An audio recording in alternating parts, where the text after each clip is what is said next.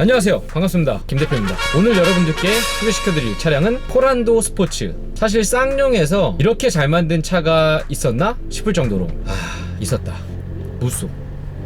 무쏘와 무쏘 스포츠의 명성을 이어갈 그런 녀석으로 평가받은 코란도 스포츠입니다. 제가 코란도 스포츠를 거의 한 달 정도를 탔습니다. 그것도 어디서? 제주도에서. 지금은 올라왔는데 이 차를 다시 보게 되었고, 안 좋은 단점이 몇 가지가 있지만 훌륭해서 이거는 제대로 좀 리뷰를 좀 해보고 싶다. 물론 많은 분들이 알고 계시죠. 차가 괜찮은지 안 괜찮은지를 판단할 때 친구 말, 유튜버 말, 블로거 말 이런 거 말고 아주 쉽게 보는 방법이 있습니다. 길거리에 그 차가 많은지 보시면 됩니다. 그게 가장 확실해요. 쌍용차 중에 가장 많이 눈에 띄는 차가 뭐냐? 당연히 코란도 스포츠. 쌍용의 효자 상품이다. 물론 티볼리가 소형 SUV의 틀을 제시를 하면서 엄청나게 많이 팔린 게 사실이죠. 그렇지만 가만히 보면 코란도 스포츠가 더 길거리에 많이 보일 거예요. 얘는 아빠들의 워너비가 저는 크게 두 가지 아닌가. 카니발, 코란도 스포츠. 물론 뭐 산타페, 소렌토 이런 진짜 출중한 차들이 있긴 있는데 얘네들의 영역은 좀 다른 영역이잖아요. 사실 코란도 스포츠는 경쟁자가 없는 녀석이라서 많이 팔린 구석도 좀 있죠. 5인승 픽업 트럭 경쟁차 없습니다, 우리나라에서. 포터 더블캡, 봉고 더블캡 아니죠. 걔랑은 견줄 수가 없습니다. 작업만 따지면 당연히 포터나 봉고 쪽이 맞아요. 왜냐면 적재함이 훨씬 더 크기 때문에. 그치만 중간에서 타협을 하면서 앞에 깎아지른 듯한 그 위험한 본닛 직각형이 아니라 이렇게 길게 승용차들처럼 빠져있고, 차체는 높은 SUV 형태의 트럭 공간이 있는 5인승 픽업 트럭을 우리가 굉장히 좋아합니다.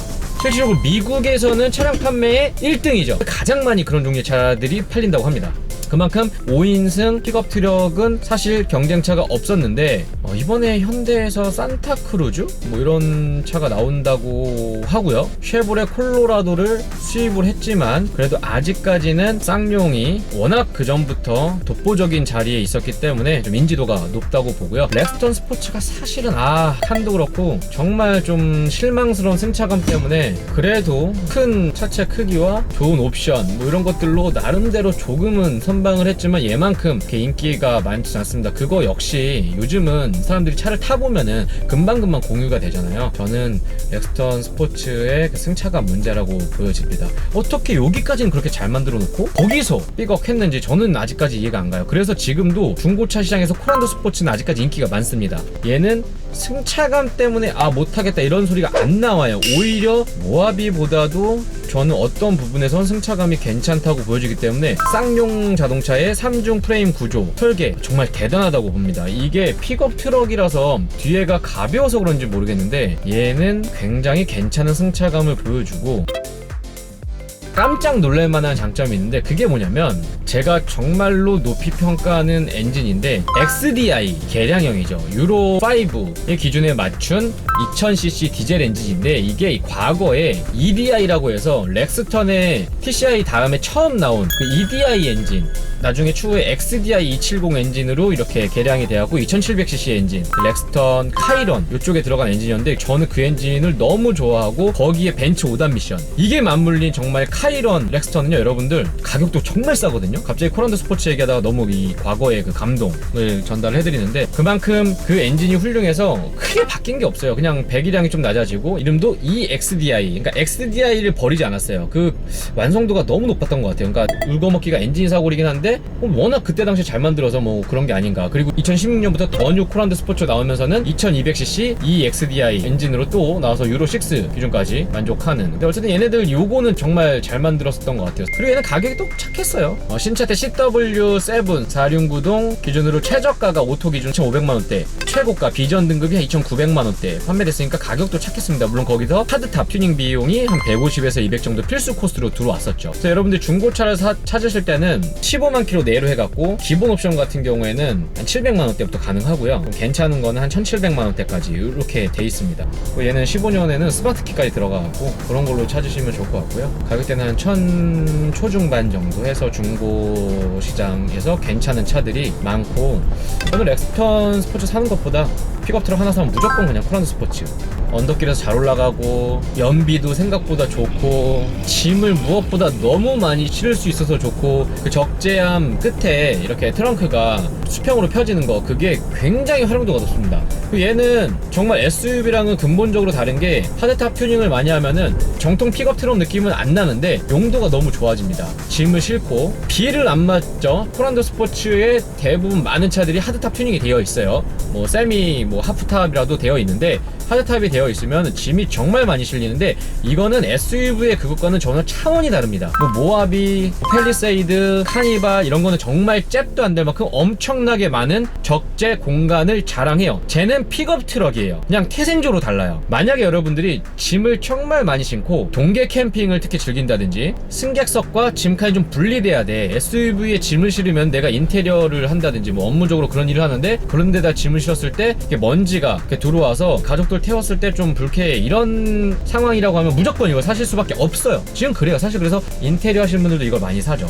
명확하게 나눠져 있고 적재 공간의 어떠한 양은 정말 와 이건 상대할 차가 없습니다. 이번에 제주도 가면서 한 달 동안 살 짐 그리고 저희는 또 아이도 많잖아요. 다자녀인 가족이 한 달 동안 살 짐을 다 실었습니다. 가전제품도 실었어요. 컴퓨터도 갖고 가고 이걸 타고 제주도 가서 한 달 동안 실컷 즐기다 왔는데 그만큼 적재 공간에 대한 우수성 시트 좀 진짜 별로고 요런 텀블러조차도 여기 안 들어가요. 컵홀더가 작아서 안 들어가. 이 개발자는 나중에 큰 텀블러나 컵을 사람들이 사용하게 될 거라는 거를 예상 못했나? 아니면 그때는 다 작은 것만 사용했나? 그리고 마감 이런 거 버튼들 계기판 미션에 대해서는 할 말이 많습니다. 이게 초창기 때 그 비트라 미션이라고 호주 생산일 거예요. 엄청나게 쌍용에서는 악명 높은 미션입니다. 그것 때문에 그 연도에 썼던 액션 스포츠 코란도 스포츠 초창기 모델 6단 비트라 미션이라고 대대적인 홍보를 했는데 망했습니다. 평가 안 좋고 후기 안 좋고 장고장들이 심해갖고 그 부분 때문에 지금 코란도 스포츠 중고 매물을 보시면 이 연식의 차들 중에서 산타페나 소렌토는 수동이 별로 없어요. 팔린지도 모르겠어. 근데 얘는 수동이 정말 많거든요. 왜 그런지 아세요? 그때 비트라 미션에 실망한 사람들이 차는 좋아 이거는 대체될 차가 없어. 근데 미션이 정말 마음에 안 드는 거예요. 그래서 많은 분들이 수동으로 갈아탔습니다. 아이씨 중고로 팔아버리고 수동을 다시 새 걸로 사셔갖고 동호회에 그런 글들이 있더라고요. 근데 역시나 중고 매물 중에 수동이 많네. 그런 이유가 있습니다. 근데 14년부터인가 이 쌍용에서 이러면 안 되겠다 하고 다시 과거에 MB 벤치 5단 미션이라고 하는 5단 자동 미션을 6단에서 회귀를 한 거예요. 얘는 지금 15년 등록에 16년형인데 5단 미션이더라고요. 저 타면서 이 미션에 대한 불쾌함 전혀 없었어요. 너무 괜찮아요. 그리고 더뉴 코란도 스포츠로 바뀌면서 16년부터는 아이신 6단 미션 일제일 거예요. 그게 들어왔다고 합니다. 어쨌든 얘는 미션에 대한 흑역사가 있고 여러분들이 중고차를 사실 때는 12, 13년식 초창기 모델은 잘 보셔야 되고 뭐 애프터 수리를 했던 차들은 괜찮은데 문제가 있을 수 있다. 이런 부분들이 좀 아쉽습니다. 정말 팔방미인 코란도 스포츠 디자인도 너무 멋있고 저는 얘가 지프 랭글러보다 확실히 더 이쁘다고 생각을 하거든요. 다재다능하고 이 프레임 바디에서 오는 안정감은 안정감대로 살리고 승차감은 또 나쁘지 않고 이게 정말 신기한 건데 잔진동도 그렇게 많이 안 올라오고 물론 요철과 홈로를 만나면은 힘든 구석이 있습니다. 그럼 모노코크에서 오는 안락함이 없어지는 건 사실인데 이게 프레임 바디를 본질적으로 느끼다 보면은 그 승차감이 나쁘지 않고 되게 안정적으로 예를 들어서 꺾이는 구간 있잖아요. 주차장 같은데 특히 그렇죠. 이렇게 직각으로 꺾이는 데서 딱 내려올 때 약간 모노코크는 좀 불안하거든요. 찌끄덕거리는 뭔가 차체가 이제 휘는 그런 느낌이 나는데 얘는 이 판이 그냥 그대로 이걸 타보신 분들은 아실 거예요. 그리고 모하비에서도 그 프레임 바디의 부분을 좋아하시는 분들이 계시더라고요. 주행할 때도 안정적인 면이 그것 때문에 좀 도움을 주는 것도 사실. 또 얘를 처음 타면은 생각보다 정숙하고요 부드럽고 필링이 되게 좋아요. 이 차는 오프로드의 레저에 최적화된 차잖아요. LUV 레저 유틸리티 베이클이라고 이렇게 홍보를 했던 것처럼 픽업 트럭에 짐을 싣고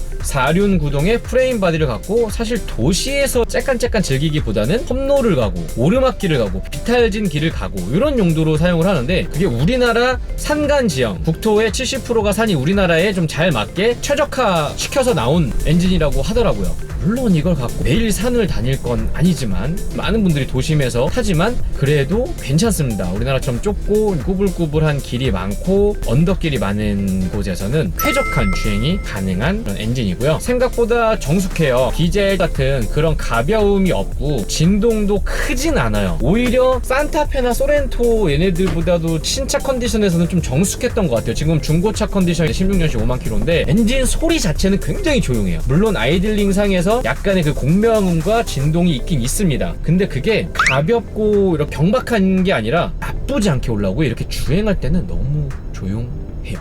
그게 정말 신기해요. 그리고 핸들이 굉장히 가볍습니다. 새끼손가락으로 돌릴 수 있을 만큼 고장난 게 아닌가 싶을 정도로 오히려 신기해요.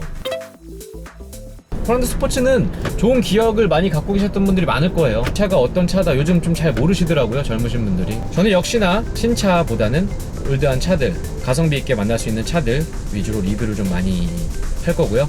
많은 응원 부탁드리겠습니다. 끝까지 봐주셔서 감사드리고요. 구독, 좋아요 꼭 눌러주시고 감사합니다.